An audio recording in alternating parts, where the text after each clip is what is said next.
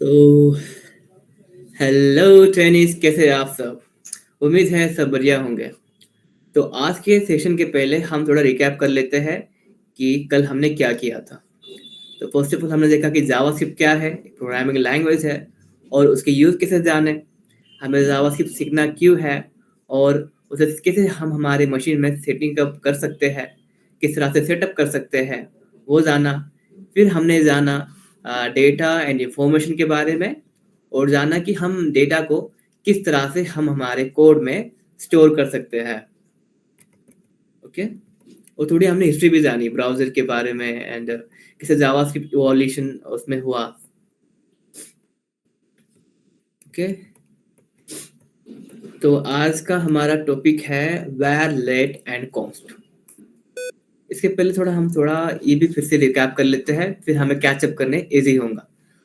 So variable का मतलब क्या था, अगर हम सिंपल लैंग्वेज में कहें तो हर किसी को समझ में आए, एक स्टोरेज जहाँ पे हम हमारा डेटा स्टोर कर रहे हैं। डेटा कुछ भी हो सकता है, स्ट्रिंग, नंबर, बुलियन या अनडिफाइंड या नल, राइट।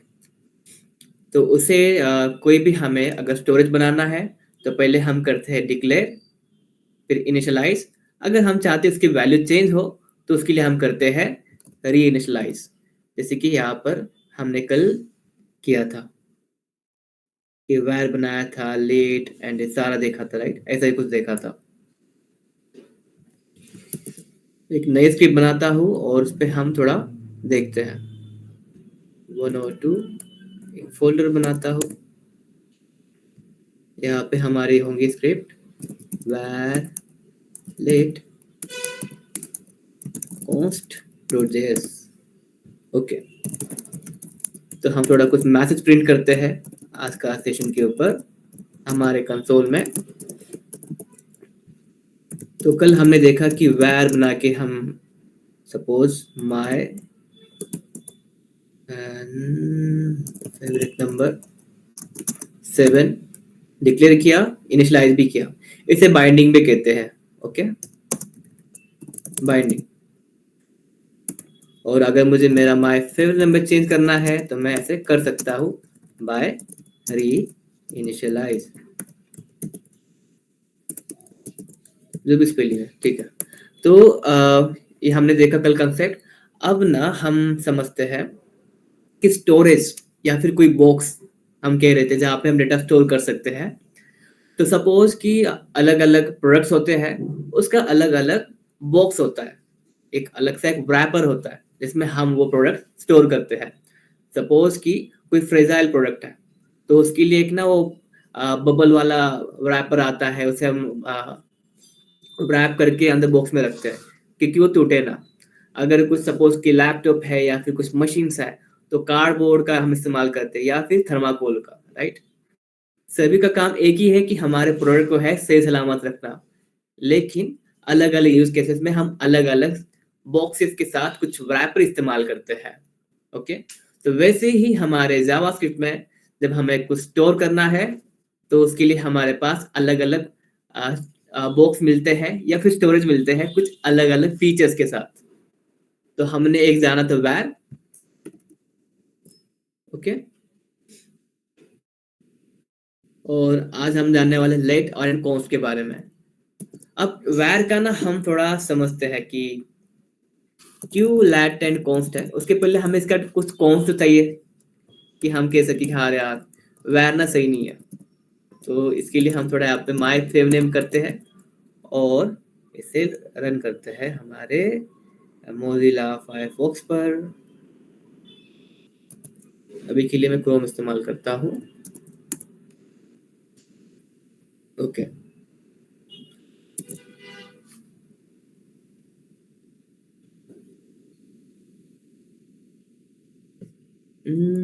ठीक है। मैं यहाँ पे इंडेक्स में कौन सी फाइल है मेरी, इंडेक्स HTML में यहाँ पे मैंने कई सारे स्क्रिप्ट ज्वाइन किए थे, ये हटाता हूँ, ये भी हटाता हूँ। ओके, यहाँ पे हमारी जो स्क्रिप्ट है, जो किसी का तो डाउट था, आई थिंक मुझे याद नहीं आ रहा है, स्लैक पे डाला था कि किस तरह से हम सेटअप कर सकते हैं। फिर से देखते हैं। स्क्रिप्ट टैग लिखा। अब सिंपली क्या करना है यहाँ पे src, और यहाँ पे हम जो भी हमारा पाथ होगा वे हमारे फाइल का वो हम डालेंगे, जैसे कि 102, और यहाँ पे var let and const हो गया। जैसे हमने इसका किया था CSS का किया था वैसे ही। और एक तरीका मैं बताना चाहूंगा कि स्क्रिप्ट के लिए हम फाइल बना रहे हैं, जैसे स्टाइल के लिए हम लिंक इस्तेमाल करते हैं टू अटैच फाइल, लेकिन हम स्टाइल टैग से भी कर सकते हैं, राइट। अगर हमें हमारे HTML फाइल में लिखना हो तो वैसे हम स्क्रिप्ट टैग से हमारे HTML भी कर सकते हैं। स्क्रिप्ट टैग लिखा, यहाँ पे वेर लेट ग्रीटिंग हेलो फ्रंटेरा, हम इस तरह से भी कर सकते हैं। ग्रीटिंग लिखा है यहाँ पे, अब देखते हैं क्या वो आ गया। हाँ, हेलो फ्रंटेरा आ गया। तो इस तरह से भी करते हैं, लेकिन हम प्रिफर करते हैं कि हम अलग फाइल बनाएं, क्योंकि एक ही फाइल में हम CSS और HTML क्यों नहीं लिख रहे हैं। और उसका रीजन यही है कि हमारा जो कोड है बहुत बड़ा हो जाता है। हमें हमेशा ट्राई करना होता है कि हम जितने हो उतने छोटे छोटे फाइल्स बनाएं और उन्हें अटैच करें, क्योंकि जब हमें डिबगिंग का वक्त आए या फिर कुछ इशू आता है तो हम जल्दी से फाइंड आउट कर पाए कि किस फाइल में वो इशू आया था। तो ठीक है, तो हम हमारे इस पे फाइल पे थे, मैंने सारे स्क्रिप्ट हटा दिए। अब यहाँ पे सिर्फ ये आ रहा है, ये सारे बंद कर देता हूँ, वैलेट कॉन्स्ट। ओके, अब ना मैं यहाँ पे मैंने क्या किया, यहाँ पे डिक्लेरेशन भी किया एंड इनिशियलाइजेशन भी किया। इसको सीधा हम बाइंडिंग भी कह सकते हैं।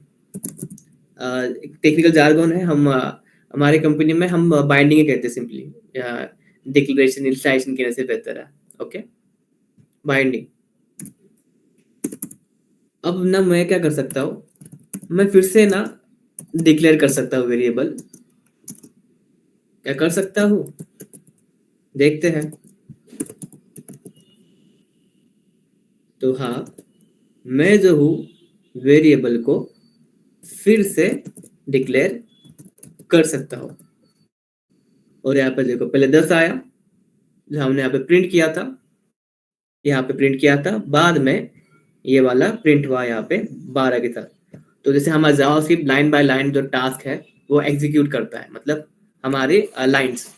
तो फर्स्ट ऑफ ऑल उसने क्या किया, कंसोल लॉग जो है वो एग्जीक्यूट किया, तो यहाँ पे हमें मैसेज नजर आया। इसके पहले हमारे यहाँ पे एक स्क्रिप्ट थी ना, हाँ ये वाली। तो पहले उसने देखो स्क्रिप्ट टैग के नीचे है, तो पहले उसने ये स्क्रिप्ट टैग रन किया। ओके, तो यहाँ पे ग्रीटिंग उसने प्रिंट किया या मैसेज में। फिर उसके बाद वो नेक्स्ट फाइल पर गया जो हमारी ये वाली है, और यहाँ पे माय फेव नेम उसने डिक्लेयर किया 7, फिर माय फेव जो है वो 10 हो गया। फिर यहाँ पे जब हमने कंसोल किया तो इससे मैसेज प्रिंट हुआ जो है हमारा 10। फिर से हमने क्या किया, रीडिक्लेरेशन किया और री इनिशियलाइजेशन किया। तो हमने जब फिर से उसको मैसेज प्रिंट किया तो माय फेव नेम क्या आया, 12 आया। तो ये सही लग रहा है कि तुम्हें कि हम जो है एक स्टोरेज को बार बार डिक्लेयर या इनिशियलाइजेशन कर पा रहे हैं। क्या सही है, क्या लगता है? इसे ना हम थोड़ा एग्जांपल समझते हैं और इसे और हमारा क्लियर हो जाएगा। इंडस्ट्री वाला एग्जांपल देता हूँ, एक सिंपल सा। ओके, एक है एग्जांपल, वो हम लेते हैं। अभी सपोज कि एक स्क्रिप्ट है, सही नहीं है डिबग है, मतलब शायद मैं समझ नहीं पाया तुमने क्या लिखा है। ठीक है, यहाँ पे हम ना 3 स्क्रिप्ट बनाते हैं। सपोज कि एक हम प्रोग्राम बना रहे हैं या प्रोजेक्ट बना रहे हैं, उसमें मल्टीपल डेवलपर्स हैं। तो एक है हमारे Shahid dot JS, Shahid script लिखते हैं। ओके, और शाहिद ने क्या किया है, वह एक नंबर लिखा है, और यहाँ पे जो है हाँ ठीक है, नंबर ही लेते हैं। और यहाँ पे इन्होंने क्या किया है, 19 लिखा हुआ है। ओके, और फिर बाद में अरबीना ने भी एक स्क्रिप्ट बनाई और उसने भी क्या किया, वैर नंबर, सेम वेरिएबल इस्तेमाल किया उसके फाइल में भी। अब टास्क था हमारे साद का। साद को क्या करना था, उसे नंबर इस्तेमाल करना है शाहिद का, ना कि अरबीना का। अब एक शाहिद का भी स्क्रिप्ट बनाते हैं, सॉरी साद का, sad script dot JS console dot log, और यहाँ पे है हमारा ओके नंबर। यहाँ पे हम प्रिंट कर लेते हैं और देखते हैं। अब इसे हम अटैच करते हैं लाइन बाय लाइन, फिर हम थोड़ा समझेंगे और अच्छे से। ये हमारा कंट्रोल बी करने से ही हाइड हो जाता है साइड का। कंट्रोल बी दबाओ, हाइड टॉगल होता है, बंद चालू कर सकते हैं। अब यहाँ पे मैं ये जो है थोड़ी देर के लिए हम रख देते साइड में, और हमारा जो एग्जांपल है उसे हम कंटिन्यू करते हैं। फर्स्ट ऑफ ऑल लेता हूँ मैं शायद की स्क्रिप्ट, फिर लेता हूँ अरबीना, फिर लेता हूँ हमारी साथ की स्क्रिप्ट। अब जो शाहिद का जो स्क्रिप्ट है उसके अंदर जो नंबर है वो क्या है, 19। और इसे कमेंट हम इस तरह से करते हैं HTML में। और जो हमारे अरबिना की स्क्रिप्ट है उसके अंदर नंबर है 19 है, इसे बदलते हैं हम 24 करते हैं। तो यहाँ पे कितना है, 24। अब सात क्या चाहता है, सात का जो नंबर वेरिएबल है वो चाहता है कि मैं जो है शाहिद का इस्तेमाल करूं। हालांकि बात ये हुई थी कि शाहिद ने बोला कि मैं वेरिएबल बनाता हूँ मेरी फाइल में नंबर नाम का, तुम उसे इस्तेमाल कर देना, ठीक है। लेकिन अरबिना को इसके बारे में कोई आइडिया था नहीं, तो साद ने क्या किया, नंबर को इस्तेमाल किया, और जो नंबर की उसे वैल्यू मिली वो मिली 24। बट जो सात को जो वैल्यू चाहिए थी वो 19 थी, जो वेरिएबल चाहिए था वो शाहिद का था। लेकिन हमारे कोड में क्या हुआ, लाइन बाय लाइन उसने एग्जीक्यूट करते गया। फर्स्ट ऑफ ऑल ये जो फाइल है रन हुई शायद स्क्रिप्ट, तो एक वेरिएबल बना, एक स्टोरेज बना हमारे कोड में नंबर नाम का, जिसकी वैल्यू रही 9। फिर बाद में अरबिना की स्क्रिप्ट यहाँ पे बीच में है। अरबिना को कोई आइडिया नहीं था कि इनका कोई ऐसा डिस्कशन हुआ है एक वेरिएबल को लेके, एक वेरिएबल के डिक्लेरेशन के ऊपर कि उसका हम नाम क्या रखेंगे। तो अरबिना कोई आइडिया था नहीं, तो उसने भी क्या किया, नंबर इस्तेमाल किया। और उसके बाद सात जब प्रिंट कर रहा है तो उसे वैल्यू आ रही है 24, लेकिन वो एक्सपेक्ट कर रहा है 19। तो क्या ये सही है? देखो यहाँ पे क्या है, 24 आई, लेकिन सात को चाहिए थी 19। तो एक वेरिएबल का नेम के साथ हम उसे बार बार डिक्लेयर करेंगे तो ऐसे इश्यूज हमें प्रोग्रामिंग में आते हैं। ये तो मैंने बहुत छोटा सा एग्जांपल लिया, लेकिन जब हम कोई बड़ा प्रोडक्ट या फिर कोई प्रोजेक्ट बनाते हैं तो उस दौरान ऐसे मिस्टेक्स वेर के साथ हो जाते हैं, क्योंकि वहां पे सिर्फ शाहिद अरबिना साथ भी होंगे। वहां पे हो सकता है कि मोर देन 10 डेवलपर्स हो फ्रंट एंड में, या 15 हो या 20 हो। तो उस दौरान अगर किसी ने वैर इस्तेमाल किया हो और किसी को आइडिया ना हो कि ये जो वेरिएबल नेम है ऑलरेडी इस्तेमाल किया गया है किसी और के साथ, तो वो क्या करेगा, वो भी सेम वेर इस्तेमाल करेगा। और जब सपोज कि 20 स्क्रिप्ट्स है और हर स्क्रिप्ट में जो है ना मोर देन 300 लाइन्स है, तो तब डिबग करना इजी होगा कि हार्ड होगा? हार्ड होगा, राइट। तो इसके लिए हम चाहते हैं कि कोई भी अगर वेरिएबल डिक्लेयर करे तो वो एक ही बार करे। अगर उसे वैल्यू चेंज करना है वो करे। जैसे कि हमने यहाँ पे देखा कि रीइनिशियलाइज करे, जितना करना है करो, इनिशियलाइजेशन करो, लेकिन डिक्लेरेशन जो है विद द पर्टिकुलर नेम वो एक ही बार करे, जिसकी वजह से हमें डेवलपर में एक अंडरस्टैंडिंग होगी कि ये जो स्टोरेज का नेम है ये ऑलरेडी इस्तेमाल किया गया है, किसी और ने किया है। ओके, तो इसी के लिए है हमारे पास लेट। अब लेट का हमारा एग्जांपल हम यहाँ पे देखते हैं। तो सभी को समझ में आया कि वैर से क्या नुकसान होता है हमारे डेवलपमेंट में।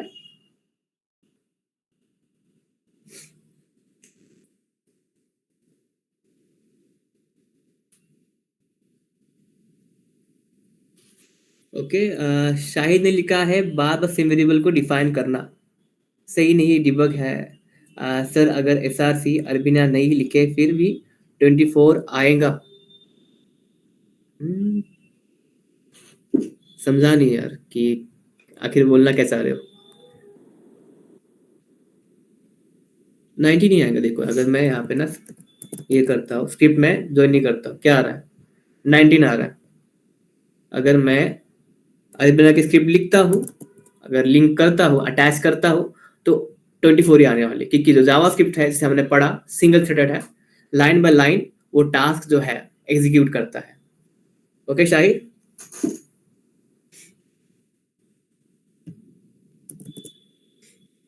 तो ये जो हमारा नुकसान है वैर के साथ, देखो हर चीज के साथ एक प्रोस है कॉन्स है। जैसे हमने जाना है कि कोई प्रोडक्ट को हमें स्टोर करना है तो कार्डबोर्ड के साथ बॉक्स के साथ रैप कर सकते हैं। वो बबल वाला वो रैपर आता है प्लास्टिक का, वो है। थर्माकोल है। अलग अलग रैपर के साथ हम रैप कर सकते हैं प्रोडक्ट को कि वो सेफ रहे। लेकिन उसका कुछ प्रोस भी है कॉन्स भी है ना। तो वैसे ही हमारे जब हम स्टोरेज बनाते हैं या फिर हम कुछ डेटा स्टोर करने के लिए कुछ वेरिएबल बना रहे हैं, तो उसके लिए भी हमें कुछ फीचर चाहिए अलग अलग। जैसे कि ये जो फीचर्स है वेयर के अंदर कि हम बार बार जो है एक नाम से डिक्लेयर कर सकते हैं। तो ये हमारे लिए कौन हुआ, राइट, इस केस में। हम उसके बाद में और जानेंगे कि वेयर का इस्तेमाल हम किस तरह से कर सकते हैं। लेकिन उसके पहले अभी हम लेट एंड कॉन्स्ट देखेंगे।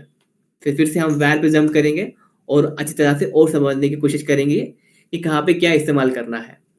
अब यही चीज जो है मैं यहाँ पे क्लोज सेव करने से जितने भी यहाँ पे ऐसे हैं सारे, वो सारे बंद होने वाले हैं, ठीक है। राइट क्लिक करना है, क्लोज सेव, या फिर कंट्रोल के यू। थोड़ा डिफिकल्ट है, मुझे ये बेस्ट लगता है कि राइट क्लिक करो एंड क्लोज सेव करो। ना कि कुरैशी, क्या है ना कि कुरैशी, ये टैक्टिक एआई तुमने कल भी शेयर किया था। मैं ओपन नहीं करने वाला लिंक अभी। मैं बाद में देख लूंगा, अगर कुछ है तो प्लीज मैसेज करके बताओ वो है क्या। अब यही चीज जो है मैं ट्राई करता हूँ।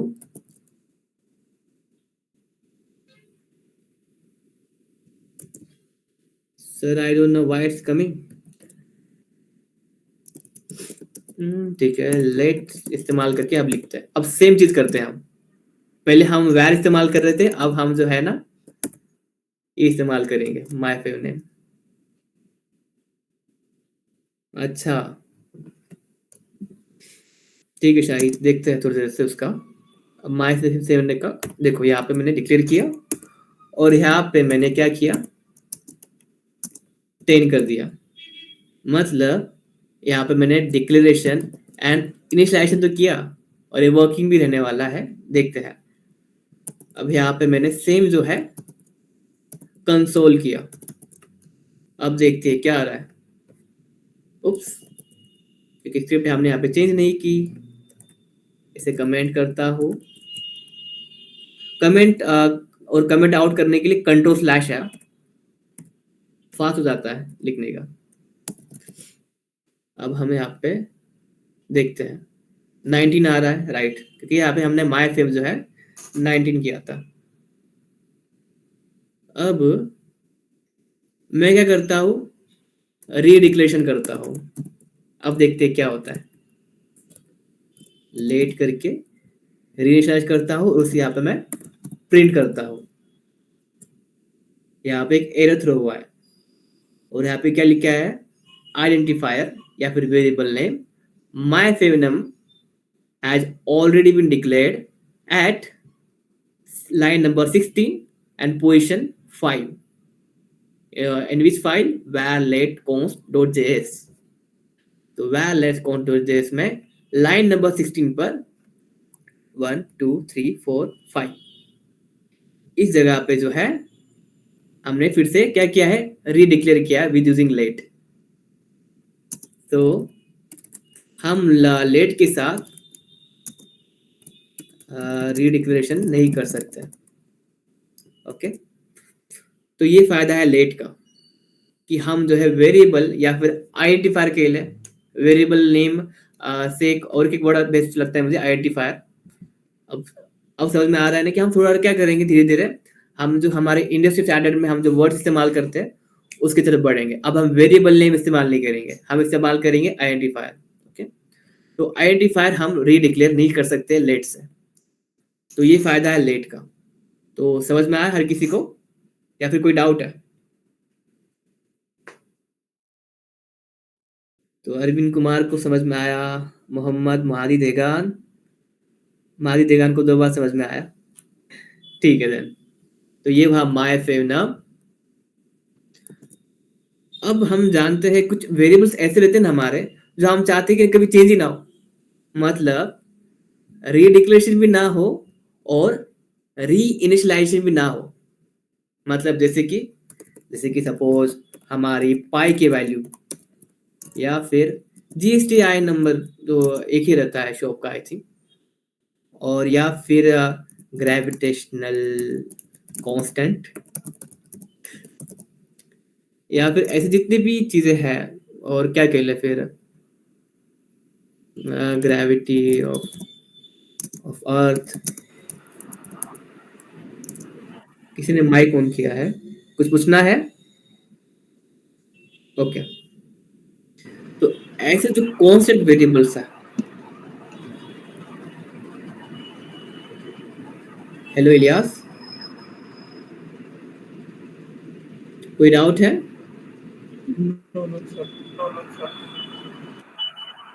ओके,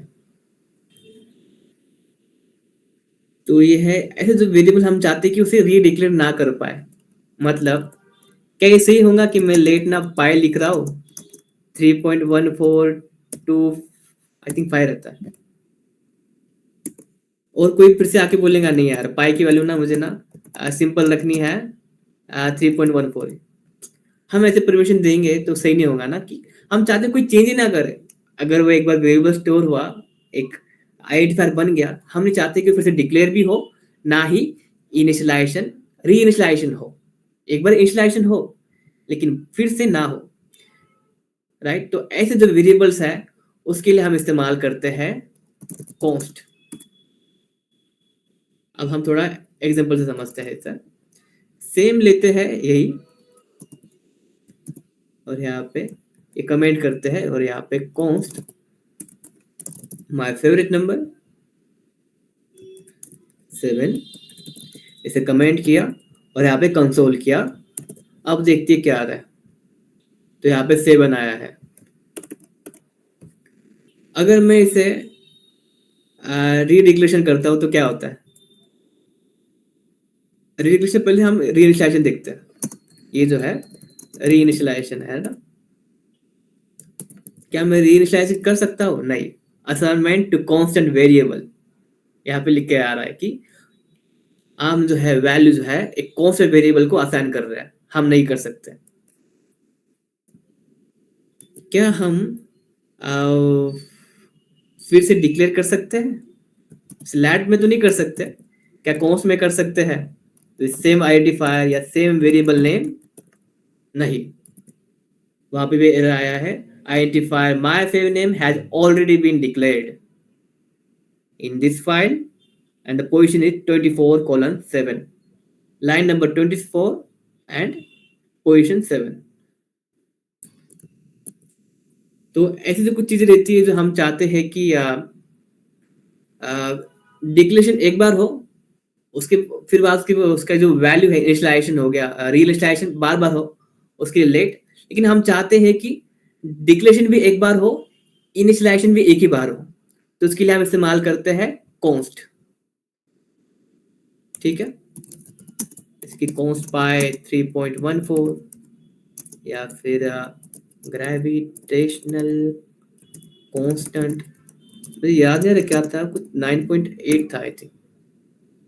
किसी को पता है जिसने फिजिक्स लिया था 11th-12th में?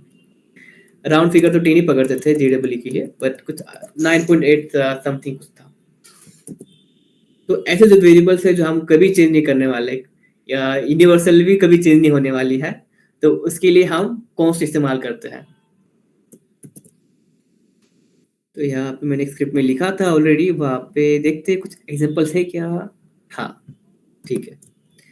तो where allows declaration, initialization repeat, और हम रीइनिशियलाइजेशन भी कर सकते हैं, लेकिन लेट अलाउस डिक्लेरेशन, इनिशियलाइजेशन, लेकिन इनिशियलाइजेशन हम रिपीट नहीं कर सकते हैं। आइडेंटिफायर को हम 2 बार डिक्लेयर नहीं कर सकते। इसकी जगह ना डिक्लेयर इस्तेमाल करता हुआ इजी होगा समझने के लिए। Declaration, okay. डिक्लेरेशन रिपीट नहीं कर सकते हैं, रीइनिशियलाइजेशन कर सकते हैं, लेकिन कॉन्स्ट अलाउस डिक्लेरेशन, इनिशियलाइजेशन। अब उसको डिक्लेरेशन रिपीट नहीं कर सकते, ना ही हम रीइनिशियलाइजेशन कर सकते हैं। तो ये है हमारा लेट, कॉन्स्ट एंड वेयर। तो इसमें कोई डाउट या समझ में आया तो प्लीज। अब हम बढ़ेंगे फिर नेक्स्ट टॉपिक पर। ओके,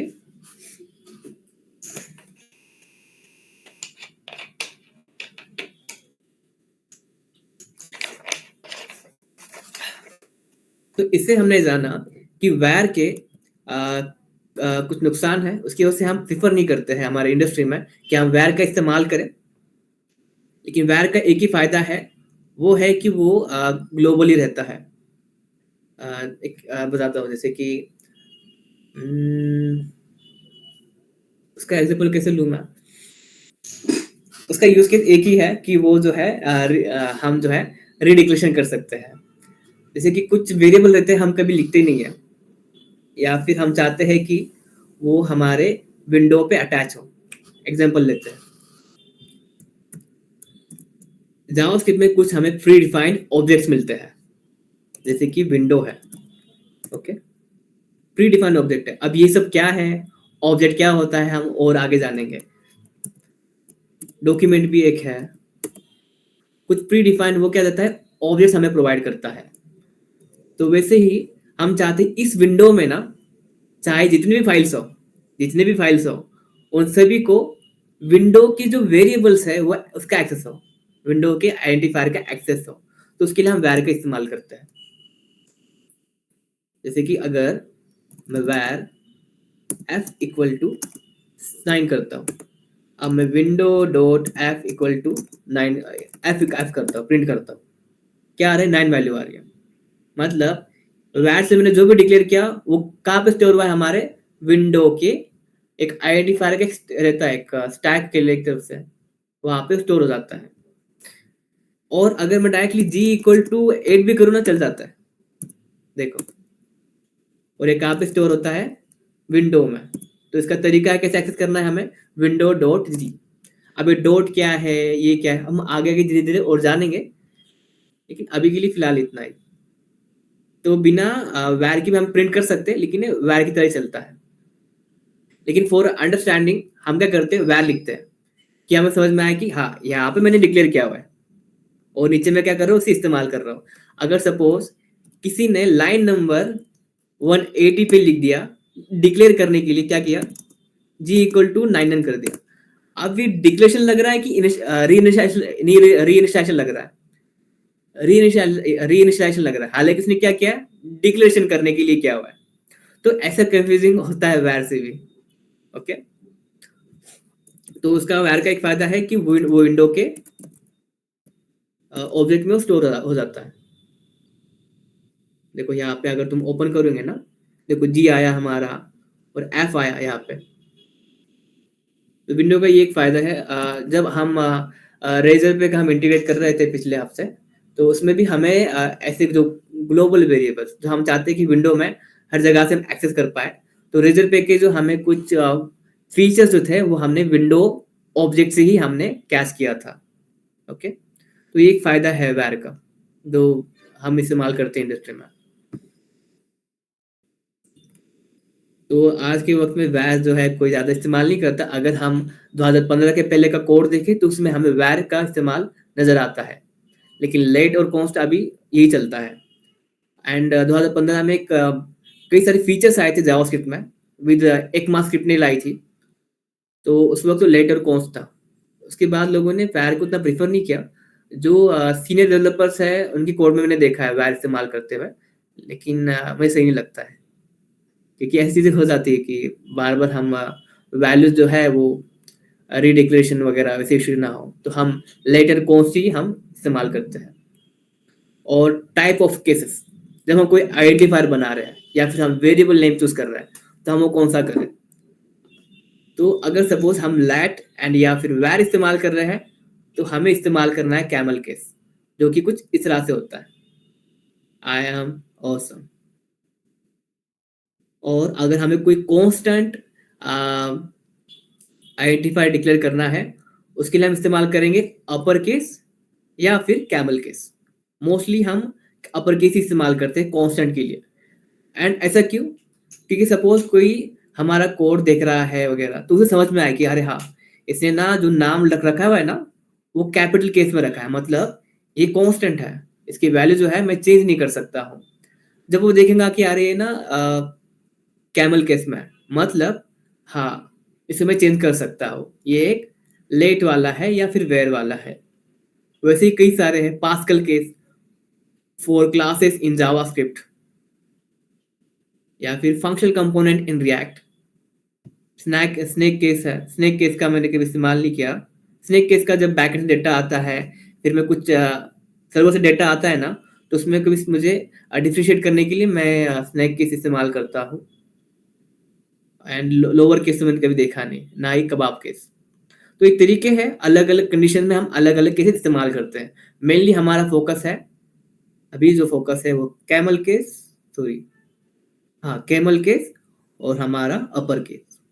ओके, इसकी एक लिंक भी है केसेस की, मैं ये शेयर कर देता हूँ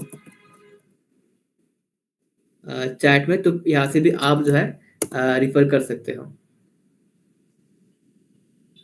तो ठीक है, अब हम बढ़ते हैं हमारे आगे के हमारे सेशन पर। तो अभी जो है हमारा वैर लेट एंड कॉन्स्ट तो हमने पढ़ लिया, हमने क्या करा, स्टोरेज बनाया। अब हम चाहते हैं कि हमारा जो प्रोग्राम में है, क्या होता है प्रोग्राम में, मेनली कुछ कंसेप्ट जो है वो डिसीजन बेस्ड होते हैं। अब थोड़ा हम इसे हमारे रियल लाइफ एग्जांपल समझते हैं, जैसे कि कंडीशनल स्टेटमेंट, मतलब अगर मगर, अगर या फिर, इस तरह से हम इस तरह से लफ्ज इस्तेमाल करते हैं। वैसे ही कंप्यूटर में भी हमें कुछ जब इंस्ट्रक्शन लिखना होता है, on the based on condition हम कुछ डिसीजन ले पाए। जैसे कि हम रियल वर्ल्ड में मान ले कि अगर बारिश हो रही है तो मैं छाता लेकर जाऊंगा या फिर नहीं, या फिर सपोज सनसेट है, बहुत धूप है, तो मैं सनग्लासेस लेके जाऊंगा या फिर नहीं।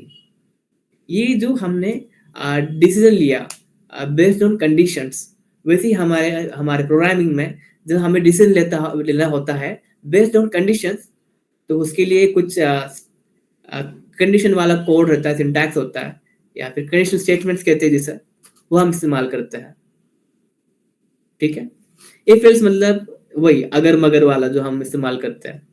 अगर भाई आया तो मैं आ जाऊंगा, अदरवाइज नहीं जाऊंगा, ऐसे जैसे हम बातें करते हैं वैसे। तो उसके लिए मैं कोड सेटअप करता हूँ। ये बात सभी को चाहिए कि जो मैं कोड लिख रहा हूँ यहाँ पे, तो मैं गिट पे ना ये पुश कर दूंगा फिर।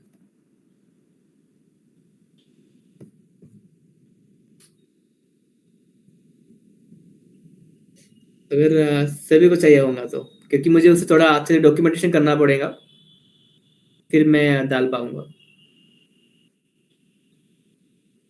2 लोगों को चाहिए तो मैं नहीं करूंगा।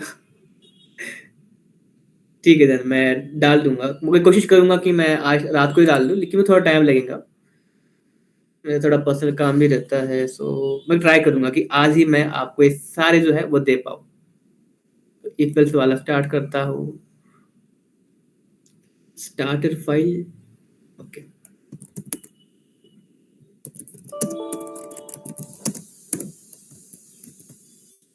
तो ये हमारा स्टार्ट। ये पता है ऐसे इस तरह से हम कोड, हमारा VS कोड ओपन कर सकते हैं। आई थिंक सभी को नहीं पता होगा, मैं थोड़ा बताता हूँ किस तरह से करते हैं। हम किसी भी फोल्डर में आते हैं ना, अब नॉर्मली क्या करते हैं, यहाँ से जाओ, यहाँ पे दिखाया जाता ऑप्शन या फिर नहीं दिखाया जाता। वीएस कोड ओपन करो, फिर वहां से जो है ना फोल्डर हम इस्तेमाल करते हैं। देखिए ओपन हो गया, फिर यहाँ पे मैं फोल्डर ओपन करूँ, यहाँ पे ओपन फोल्डर, फिर मैं चूज करूँ। हैक्टिक है बहुत यार। बेस्ट क्या है, यहाँ पे तुम क्लिक करो, हमारा जो एड्रेस यूआरएल होता है डायरेक्टरी का, वहाँ पे CMD लिखो, एंटर। ये ब्लैक वाली विंडो खुल जाएंगे, इसे CLI कहते हैं, कमांड लाइन इंटरफेस। यहाँ पे लिखो कोड स्पेस डॉट, एंटर करो, टाडा। तो कितना इजी हो गया ना काम। अब हमारा देखते हैं, एक हमने स्क्रिप्ट बनाई है यहाँ पे। अब हम देखने वाले इफ एल्स। इतना ठीक है या फिर और बड़ा करो, क्योंकि मैं नहीं चाहता कि तुम पिंच करके थोड़ा जूम करो।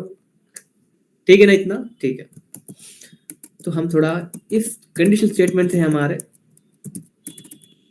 कंडीशनल स्टेटमेंट, इफ है या इफ एल्स है, इफ एल्स इफ है, एंड स्विच है। ये कुछ अगर मगर है जो कंप्यूटर को समझ में आते हैं। जैसे मैंने कहा ना कल के लेक्चर में कि बुलियन वैल्यूज हम इस्तेमाल करते हैं, हाँ नहीं, हो ना ही, अलग अलग लैंग्वेज में। वैसे प्रोग्रामिंग लैंग्वेज में क्या होता है, ट्रू फॉल्स या फिर 1-0। जावास्क्रिप्ट में जो है ट्रू और फॉल्स है। तो वैसे ही हम जो अगर मगर ऐसे इस्तेमाल करते हैं, जर हालत में है करना नहीं चाहते, अलग अलग लैंग्वेज में। वैसे प्रोग्रामिंग लैंग्वेज में हम जो है इफ या एल्स लिखते हैं या फिर स्विच। अलग अलग तरीके हैं हम बात करने के, वैसे ही हम अलग अलग तरीके से लिख सकते हैं स्टेटमेंट। अब मान लेते वेरिएबल बनाता हूं मैं, इट्स रेनी। अगर बारिश हो रही है, यहाँ पे मैं लिखता हूँ, इमोजी डाल देता हूँ, रेन इज रेनी। चलता नहीं है कैसे, देखते हैं। नहीं चलता है, नहीं देखा है, चलता है यार। ठीक है यार, नहीं चलता। इज रेनिंग ट्रू है, तो हम क्या करेंगे, छाता लेके जाएंगे। इज रेनिंग, तो यहाँ पे मैं कंसोल करता हूँ।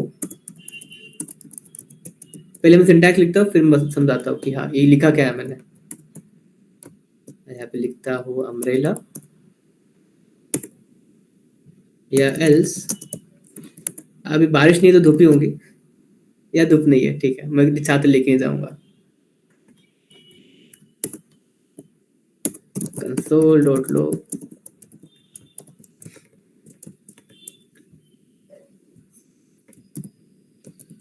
पहले हम थोड़ा इफ ही समझते हैं, फिर आगे बढ़ते हैं।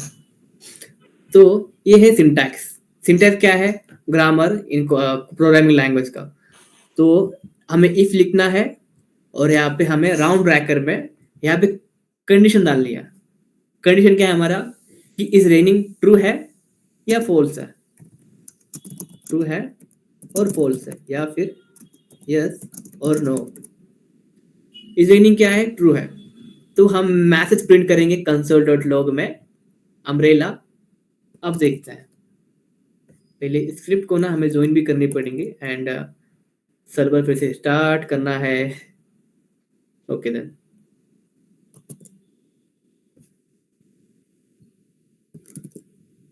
कोई है यहाँ पे जो मोजिला ब्राउजर इस्तेमाल करता है? उसके कुछ बेनिफिट्स है मोजिला फायरफॉक्स के, तो मैं प्रिफर करता हूँ कुछ चीज़ों के लिए। ये नहीं करना था, ठीक है। यहाँ पे देखते हैं index.html में, और यहाँ पे मैं जो इसे कमेंट करता हूँ, स्क्रिप्ट फाइल जो है वो मैंने ज्वाइन कर दिया। अब देखते हैं क्या आ गया, पे अम्ब्रेला आ गया। मतलब ये जो कंडीशन है ये ट्रू थी। अगर क्या हो, अगर मैं इसे फोर्स कर दूं तो नहीं, कुछ प्रिंट नहीं हुआ। मतलब वो इसमें गया ही नहीं। ये जो करली ब्रेसेस है ना, इसे कहते हैं ब्लॉक। तो जो भी हम ब्लॉक में लिखेंगे आफ्टर अ कंडीशन, वो सारा जो है प्रिंट हो जाएगा। जैसे कि लिखता हूँ यहाँ पे इट्स रेनिंग,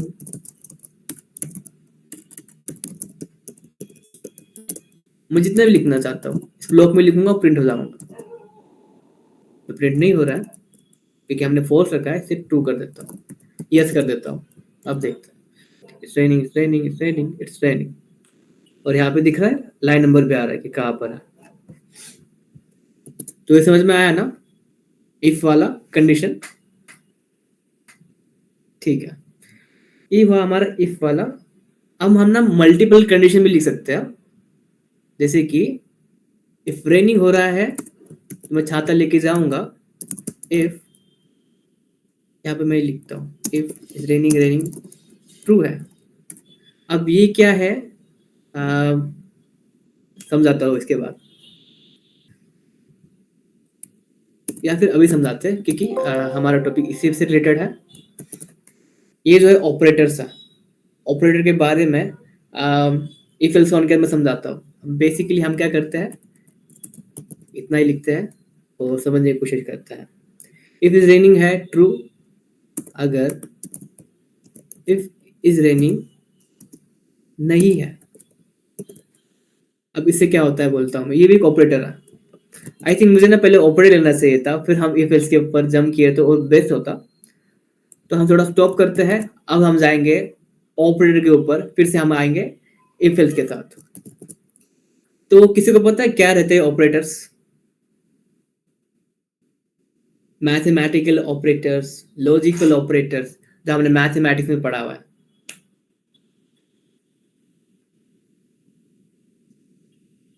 इक्वलिटी ऑपरेटर, और not, relational operator, arithmetic operators. Simply बोलो यार, प्लस माइनस इनटू, ये सारे जो है ना हम जो पढ़ते थे, प्लस माइनस डिवाइडेड वाला, मल्टीप्लाई वाला, जो ये वाला, ये क्या है, सारे ऑपरेटर्स ही है। इनटू ये, और ये जो है रिमाइंडर के लिए है, ये रिमाइंडर ऑपरेटर है। और ये जो हम इक्वल जो इस्तेमाल कर रहे हैं, ये क्या है, इक्वल करने के लिए। जैसे मैथमेटिक्स में हम करते हैं ना, वैसा ही है, कुछ नया नहीं है। ठीक है, जैसे कि मैं इसको ना यहाँ पे कंसोल में दिखाता हूँ। देखिए मैं कंसोल में लिखता हूँ 2 + 2, 4 हो गया। अगर मैं 2 × 2 लिखता हूँ, 4 हो गया। माइनस करता हूँ, 0 हो जाता है। डिवाइड करता हूँ, 1 हो जाता है। 3 से डिवाइड करता हूँ, 1.5 जाता है। ये इससे क्या होता है, डिवाइड। अगर मेरे को रिमाइंडर देखना है तो 1 आ जाएगा। रिमाइंडर सबको पता है ना क्या रहता है, या फिर नहीं पता तो बोल दो यार, सिंपल सा। तो सिंपली ना हम ऐसा था ना हमारा कि यहाँ पे 44 45 लिख सकते हैं। यहाँ पे जो भी करने के बाद जो लास्ट में जो है ना, जो बचता था ना नंबर, जो डिवाइड नहीं होता, वो हमारा रिमाइंडर रहता है। ठीक है, अगर मैं 2 को 3 से करूँ तो कितना हो गया, यहाँ पे 1 आएगा, यहाँ पे 2, और यहाँ पे कितना आएगा, 1। तो 1 क्या हुआ, हमारा रिमाइंडर, या रिमाइंडर। ठीक है, तो ये ऑपरेटर्स है जो हम इस्तेमाल करते हैं, जो हमने किया है हर किसी ने। अब कुछ ऑपरेटर जो है वो लॉजिकल ऑपरेटर्स में आते हैं, या जैसे कि हमें चेक करना है कि दो वैल्यू सेम है या नहीं। जैसे कि 2 = 2 है क्या, ट्रू। क्या 2 = 4 है क्या, नहीं। या फिर उल्टा, ट्रू इक्वल है क्या, ट्रू इक्वल नहीं है 4 से। मतलब इसका मतलब क्या हो गया, इसको मैं क्लियर करता हूँ, यहाँ पे क्लिक करके क्लियर कंसोल। इससे क्या होता है, हम इक्वल टू देखते हैं, इक्वल टू 2 = 2। और ये जो है हमारा, इससे हम देखते हैं नॉट इक्वल टू। ठीक है, दो तो इक्वल ही है ना। अगर मैं 2 = 5 है, ट्रू, नॉट इक्वल है। क्या 2 इक्वल टू 5 है? फॉल्स। ये हमारा ऑपरेटर, या फिर लेस देन ग्रेटर देन वाला वो भी रहता है। क्या 2 जो है ग्रेटर देन 5 है? फॉल्स। क्या 2 जो है लेसर देन 5 है? हाँ है। या फिर 5 जो है लेसर देन 5 है? नहीं यार, इक्वल है ना। तो यहाँ पे हम ऐसे लिख सकते हैं, मतलब इसका मतलब क्या हुआ कि लेसर देन और इक्वल टू, या फिर ये कंडीशन ट्रू होना चाहिए या फिर ये कंडीशन ट्रू होना चाहिए। इसमें से एक भी हो गई तो फिर क्या होगा, वैल्यू जो है ट्रू होगा। ओके, अब मैं यहाँ पे क्या लिखता हूँ, 6 लेस देन इक्वल टू 5 है, दोनों भी फॉल्स है, लेसर भी नहीं है ना ही इक्वल है। ओके, उल्टा भी कर सकते हैं। यस ट्रू है, 6 जो है इक्वल तो नहीं है पर ग्रेटर है। तो ये कुछ हमारे ऑपरेटर्स है जो हम इस्तेमाल करते हैं। जो कैलकुलेशन हमारा बना हुआ है ना, हर किसी के फोन में कैलकुलेशन होगा, उसमें ऐसे कई सारे ऑपरेशन होते हैं, ये वाला बाय दिस ऑपरेटर्स। लैंग्वेज अलग होंगी पर सिंटैक्स कुछ इस तरह से ही नजर आने वाला है। यही ऑपरेटर्स है वहां पर भी मौजूद है। तो ये था हमारा थोड़ा सा ऑपरेटर्स, समझ में आया ना। वही जो हमने मैथमेटिक्स में पढ़ा था वही सारा है। ओके, किसी को कोई डाउट?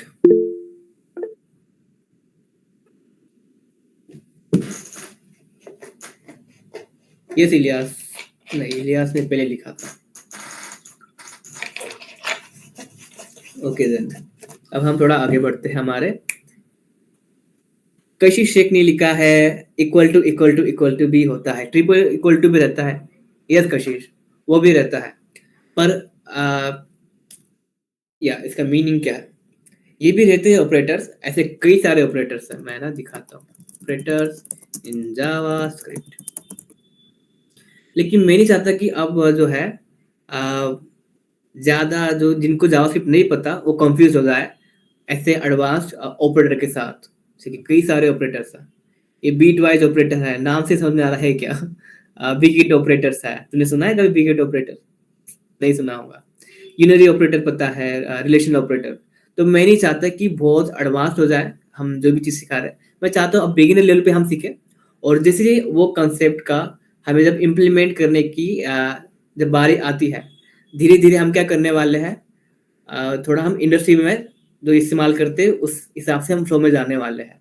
लेकिन अब बिगिनर के लिए हम मैं चाहता हूँ कि हम ऐसी चीज़ें ना लें जिसकी वजह से बाकी लोग जो है कंफ्यूज हो जाए, जो कॉमर्स बैकग्राउंड से है, जिन्होंने कभी लैंग्वेज के बारे में पढ़ा ना हो, जिनके पता ही नहीं है, तो कंफ्यूज ना हो।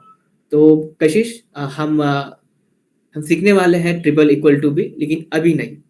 उसके लिए हम बाद में लेक्चर्स में हम वो लेने वाले हैं, जब वो चीज़ आ जाएंगे कि जैसे कि ट्रिपल इक्वल टू का कब इस्तेमाल करते हैं, टाइप कोवर्जन के लिए। तो जब वो टॉपिक आएगा तो हम वो जरूर हम कवर करेंगे। एक तो तुमने कहा था ना कि डॉक्यूमेंट डॉट राइट जो एक मेथड है डॉक्यूमेंट्स के, एंड ये इक्वल टू वो जब फंक्शंस आ जाएगा, हम ऐसे जो मेथड्स है जो हमें प्रोवाइड होते हैं डॉक्यूमेंट डॉट राइट, वो भी हम तब देखेंगे। और ट्रिपल इक्वल टू हम ट्राई करेंगे आज देखें या फिर कल देखें, जब वो उसका यूज केसेस में वो हमें नजर आए तब। ओके, अरविंदा ने सही लिखा है कि वैलिडेशन के लिए इस्तेमाल करते हैं, टाइप कास्ट नहीं होता है इसमें। लेकिन मुझे ये लगता है कि अभी के लिए हमें बहुत एडवांस जाना चाहिए। ओके, तो हमसे हमारे इफ एल्स पे मैं लिख के रख रहा हूँ, जो भी ऐसे जो एडवांस टॉपिक्स है ना कि जो जानना चाहते हैं और भी। तो ये हमारी इज रेनिंग है, अब देखते हैं। इज रेनिंग ट्रू था, आया। अब मैं लिखता हूँ, इसे मैं ऐसे भी लिख सकता हूँ, सही है ना? या फिर मैं ऐसे लिखूं या फिर ऐसे लिखूं, दोनों भी सही है। ठीक है, और if is raining is not equal to true, मतलब रेनिंग नहीं है तो धूप है।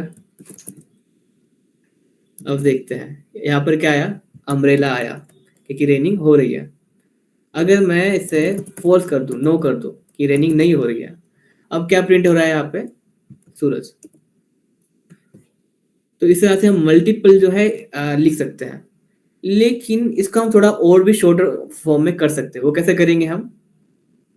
यहाँ पे मैं तो कमेंट करता हूँ कि बाद में आप इसे रेफर कर पाए। तो यहाँ पे जो है ना, एल्स लिख दो, बस खत्म। अगर रेनिंग हो रही है तो छाता, एल्स सूरज नजर आने वाला है, धूप है, सनसेट या फिर जो भी आफ्टरनून का टाइम है वगैरह, सूरज दिखाई दे रहा है। ओके, तो इस तरह से भी हम लिख सकते हैं इफ एल्स। हमने देखा इफ इफ, लेकिन एक ही वेरिएबल पे, एक ही कंडीशन पे हम दो स्टेटमेंट लिख रहे हैं, ट्रू और फॉल्स करके। वह तरीके हम इस तरह से जाए, इफ अगर ट्रू है तो ये ब्लॉक रन हो, एल्स ये ब्लॉक रन हो। जैसे कि अगर हम हमारे लैंग्वेज में बात करें, अगर बारिश होती है तो मैं छाता लेके जाऊंगा, एल्स मैं धूप का एंजॉय करूंगा। तो इफ एल्स समझ में आया हर किसी को, या कोई डाउट है? अगर किसी कोई भी डाउट है तो प्लीज पूछिए, क्योंकि ये जो है बेसिक कॉन्सेप्ट पढ़ने वाले हम इस वीक में, क्योंकि जो नेक्स्ट वीक है हमारा थोड़ा एडवांस पे हम जाने वाले हैं। ये वो हमारा इफ एल्स, इसे मैं कमेंट करता हूँ। अब हम देखते हैं और भी, इफ हो गया, इफ एल्स भी हो गया। अब इफ एल्स इफ मतलब कि जैसे कि यही लेते हैं, इसको मैं कॉपी करता हूँ और यहाँ पे ये करता हूँ। अब मैं लिखता हूँ कि इज सनसेट ट्रू। बारिश नहीं हो रही है लेकिन अब सनसेट है। तो इसके लिए मैं क्या करूंगा, मेनली यहाँ पे कंडीशन लिखूंगा, is sunset console.log enjoy it।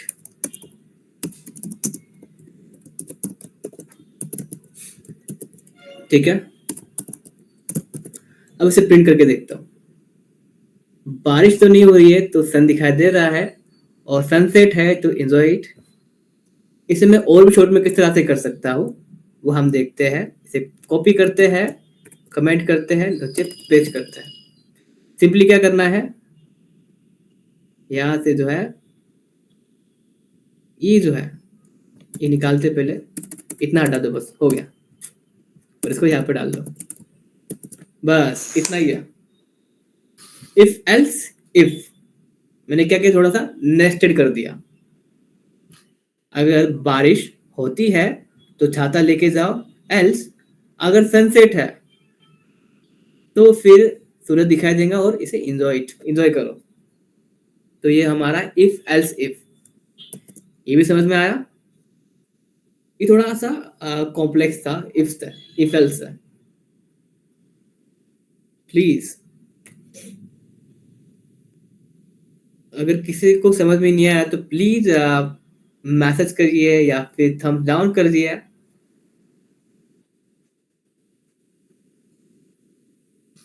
Okay, सो ठीक है देन, ये हमारा इफ एल्स इफ। और हम इसे ना नेस्टेड भी कर सकते हैं, जैसे कि इसको मैं और सिंपली दिखाता हूँ। इफ एक सनसेट है, अब मैं चाहता हूँ कि सनसेट हुआ है, अगर 6 बज रहे हैं तो मैं दोस्त को फोन लगाऊंगा, अगर 7 बज रहे हैं तो मैं चाय पीऊंगा। ठीक है, तो यहाँ पे मैं और एक वेरिएबल बनाता हूँ, लेट टाइम 6 बज रहे हैं। तो जब सनसेट हो तो मैं चाहता हूँ कि 6 बज रहे हैं तो मैं उसको फोन लगाऊंगा, अगर 7 बज रहे हैं तो मैं चाय पी लूंगा। तो उसमें कैसे लिखूंगा, इफ टाइम इक्वल टू 6। अगर 6 बज रहे हैं तो मैं दोस्त को फोन करूंगा। Else if time equal to 7 है तो कंसोल में मैसेज क्या करूंगा, चाय पी लूंगा। अब हम देखते हैं क्या आ रहा है। दोस्त को फोन लगाऊंगा क्योंकि कितने बज रहे हैं, 6 बज रहे हैं। अगर सपोज कि 7 होते हैं तो मैं चाय पी लूंगा। अभी 8 बज रहे हैं तो फिर कुछ नहीं करूंगा। तो उसके लिए क्या करूंगा यहाँ पे मैं, एल्स कंसोल करूंगा अपना पर्सनल काम करूंगा। देखते हैं, ठीक है। इस सनसेट ये इसे अंदर डाल देंगे ना, क्योंकि ये टाइमिंग वाला देख रहे हैं ना। एल्स अगर 6 भी नहीं बज रहे, 7 भी नहीं बज रहे, तो मैं अपना पर्सनल काम करते बैठ जाऊंगा। ओके, तो ये क्या है, नेस्टेड इफ एल्स कि मैंने नेस्टेड किया मतलब, नेस्टेड किया मतलब रैपिंग में डाल दिया। ये एक रैपर बन गया हमारा इफ वाला। फिर इसमें मैंने इफ एल्स लगाया। ऐसे में मल्टीपल लगा सकता हूँ, कई सारे। तो समझ में आई चीज। जैसे हम एचटीएमएल में करते हैं ना, सिमेट्रिक टैग्स में या एचटीएमएल के एलिमेंट्स में हम रैप करते हैं, वैसे हमारे कोड में हम रैप कर सकते हैं। तो ये था हमारा इफ एल्स इफ। प्लीज अगर समझ में नहीं आया तो कर दो।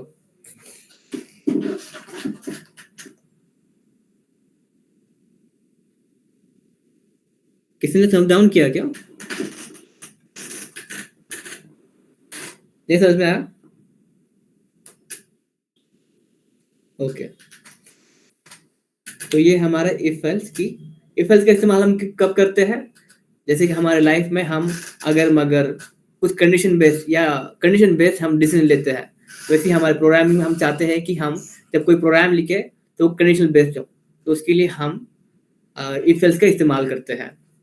जैसे कि हमारा टाइमर हो गया या फिर हमारा क्लॉक हो गया कि अगर 8 बज रहे हैं तो अलार्म बजने वाला है, राइट? एल्स नहीं बजने वाला है, ठीक है।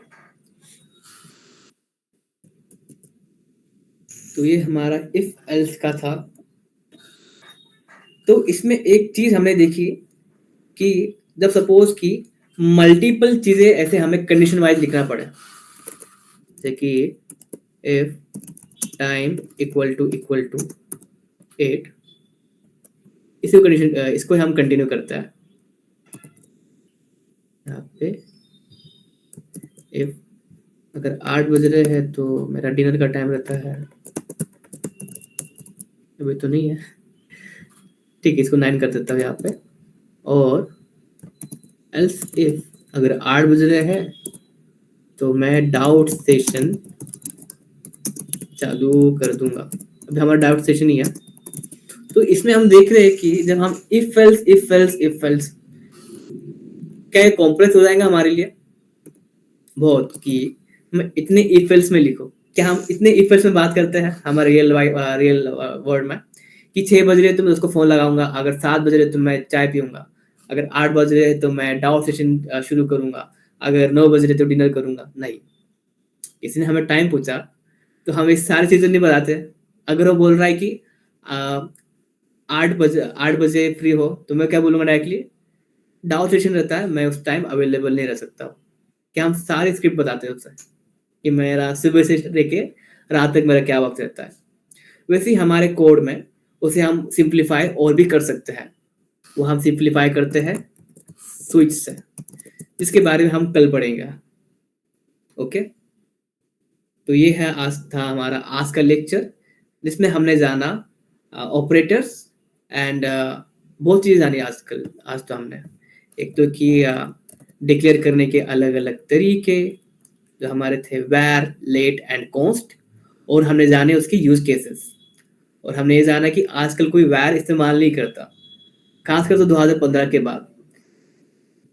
और टाइप्स ऑफ केसेस देखे कि किस तरह से हमें आइडेंटिफाई डिफाइन करना है। प्रोग्रामिंग फंडामेंटल्स हमने स्टार्ट किया, जिसमें हमने देखा कंडीशनल स्टेटमेंट्स या फिर कह ले कंडीशनल फ्लोज। दो रहता है डिसीजन बेस्ड ऑन कंडीशन।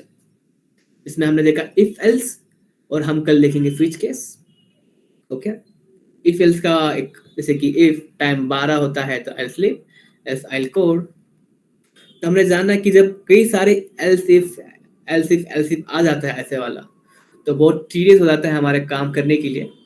तो उसके लिए हमारे पास स्विच, वो हम जानेंगे कल के लेक्चर में।